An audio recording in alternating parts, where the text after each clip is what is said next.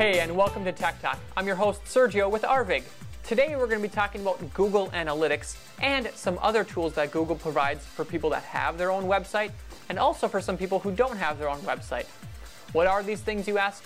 Well, they're great tools that Google provides primarily for free that help you analyze if your website is doing well, what kind of keywords you can do, what you should change on your website to do better, and we'll also talk about some of these big terms that are coming out, like SEO and what that is and what that means for you. So let's get right at it. Okay, so as you can see, we have Google up, and primarily we're going to be looking at 3 Google tools today. The first one is, like I mentioned, Google Analytics. So let's bring that up. If we just go to Google and search for Google Analytics, we can bring that up. Now, the main Google Analytics tool is something you need to have your own web page and your own account with Google to take advantage of. And what it's going to be used for is to see where people are going to your website from, what they're clicking on it, how long they're staying on your website, which pages are the most popular. Really, it's a tool to help webmasters or people who host a website to see what's working and what's not working. So let's look at a couple of their features here on Google Analytics first of all. As you can see, it can give you special insights into things like the conversion rate, social, how advertising is working. So let's click on one example, social. Of course, the social media revolution is here, like they say. People are using stuff like Facebook, Twitter, Google+, all the time. So they can help show you, hey, that new page you posted on Facebook, that's getting a lot of clicks. But unfortunately, that link you put on Twitter, that's not getting any clicks at all. So maybe you want to change some things up. Now, Google Analytics primarily is free. It works with lots of different platforms. So whether you have WordPress or Blogger or whatever tool you make your website with, there's usually some sort of plugin you can use with it. Or it's not always something you can install. You can also keep it separately on its own Google page. So it's not necessarily something you have to install onto your platform. So that's great too. Now let's go to a tool that doesn't necessarily require you to have your own website to take advantage of. This first one is called Google Insight. Oops.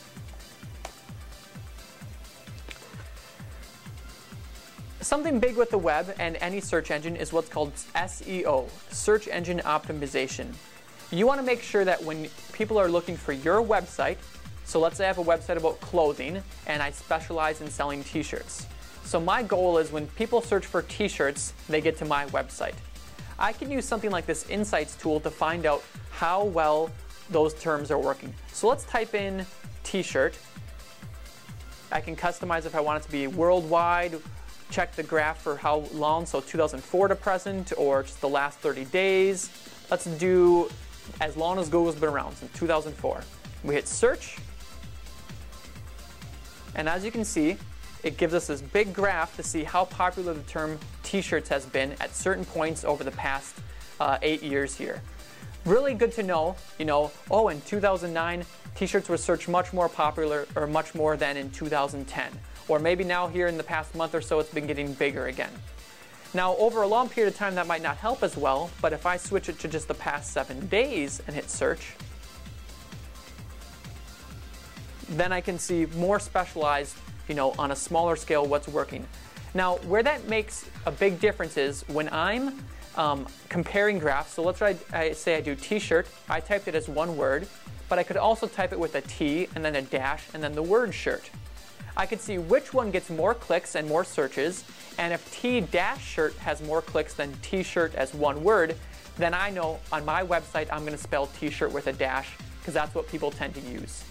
You can also scroll down more and see where it's more popular. So apparently in the United Kingdom, it's more popular to search t-shirt than here in the States, and then Germany, Canada, and France, and it goes down from there. This is just the beginning of Google Insights. You can do much, much more. Like I said, you can search by locations, time range, customize it so it's only to a certain country, and it's a really powerful tool, so it's something I recommend you use even if you don't host your own website and you don't want to use Google Analytics, but you do want to see maybe for your free little blog what terms you should be using. Hey, thanks for watching Tech Talk.